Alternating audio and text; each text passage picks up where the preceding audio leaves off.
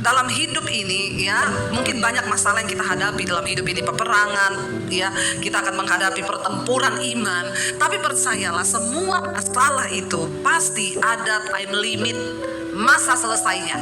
Katakan amin. Enggak ada masalah satupun yang tidak ada masa selesainya. Semua ada masa selesainya. Semakin sulit persoalan kita, semakin besar kemuliaannya, maka ada batasan waktu.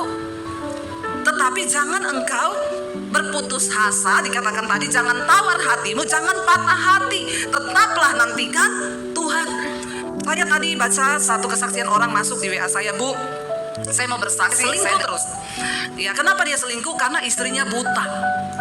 4 tahun istrinya buta, sakit katarak, tidak punya uang untuk operasi. Ya, buta saudara 4 tahun, ya, dan akhirnya nggak bisa operasi karena nggak punya uang. Bayangkan ya, saya yakin tidak adalah bapak-bapak yang menderita seperti itu. Tapi walaupun istrinya buta, tidak boleh selingkuh bapak-bapak ya, amin. Ya, istrinya buta 4 tahun, ya, tidak bisa operasi karena tidak punya uang. Lalu akhirnya suaminya ini selingkuh, sampai akhirnya satu kali dia bilang dia didatangi satu roh yang mau mencekik lehernya. Ketika dia rasa dia mau dicekik oleh iblis itu, dia berseru sama Tuhan, lalu Tuhan bilang, mulai sekarang kamu bertobat, baca Alkitab. Lalu dia mulai baca Alkitab dan dia mulai lihat YouTube, saudara. Lalu dia berkata, saya temukan channel Ibu Mesbah Doa. Lalu saya mulai mendengarkan khotbah-khotbah Ibu. Saya dituntun untuk bertobat. Semakin saya mencoba untuk bertobat, tantangannya itu semakin berat. Saya tergoda untuk selingkuh terus, tapi saya harus melawan itu. Dia bergumul, dia dengerin khotbah-khotbah, saudara. Kalau engkau sedang bergumul dengan satu dosa, ya berjuanglah, berjuang ya sampai engkau bisa merdeka, sebab Tuhan memiliki dan dia sanggup memberi kita kuasa untuk merdeka.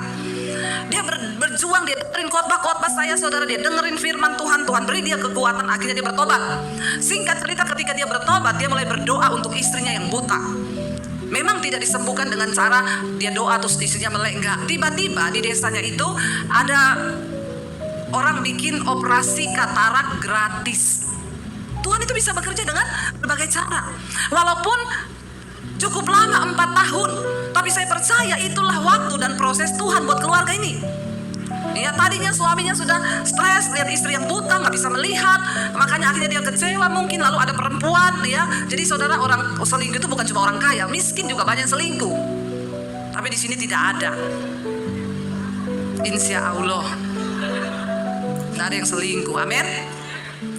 Saudara, akhirnya dia bergumul dan saya melihat di situ ya bahwa Tuhan itu turut bekerja loh. Memang 4 tahun itu bukan waktu yang singkat, bukan waktu yang nunggu istri yang buta, tidak mudah saudara bagi seorang suami. Tapi akhirnya Tuhan ketika dia bertobat, maka ada jalan keluar yang Tuhan beri. Ya, semua masalah itu ada time limitnya, ada waktu selesainya. Dan Tuhan itu mau beresin satu persatu ketika kita juga mau dibenerin. Ketika suaminya ambil keputusan untuk bertobat, maka di situ kita melihat Tuhan berkata, Dia Allah yang turut bekerja dalam segala perkara untuk mendatangkan kebaikan.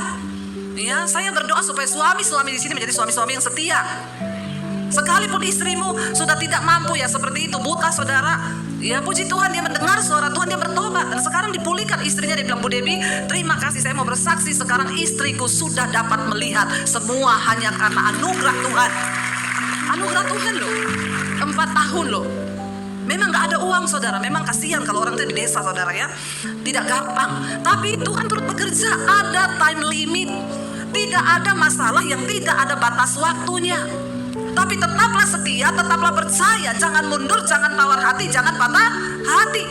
Tetaplah berjalan, karena tujuan kita itu sampai pada tanah perjanjian. Jangan engkau berhenti di padang gurun, engkau jadi bangkai di situ. Amin. Teruslah berjalan. Mungkin engkau berkata, saya udah gak bisa berjalan, merangkak, merayap, asal engkau sampai pada tujuan ilahi.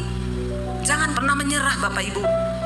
Ya, seringkali kalau masalah itu terasa semakin rumit, biasanya itu sudah semakin dekat jawabannya. Kan seperti orang mau bersalin. Rasul Paulus bilang, penderitaan yang engkau hadapi itu, ya kami ini merasa seperti orang yang sakit melahirkan.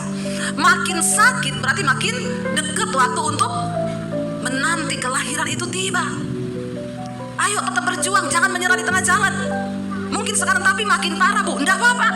Banyak orang yang datang, Bu suamiku itu loh, makin saya berdoa makin parah kelakuannya. Doa terus, jangan menyerah. Tapi saya sudah nggak kuat. Wah, kamu nggak kuat, ya sudah, masuk lagi tuh baik waktunya. Tunggu dan bersukacitalah. Kenapa? Responmu itu menentukan cepat atau lambat masalah itu dijawab.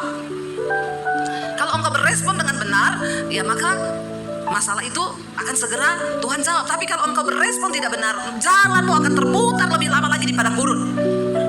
Karena itu percayalah bahwa setiap masalah itu ada time limitnya.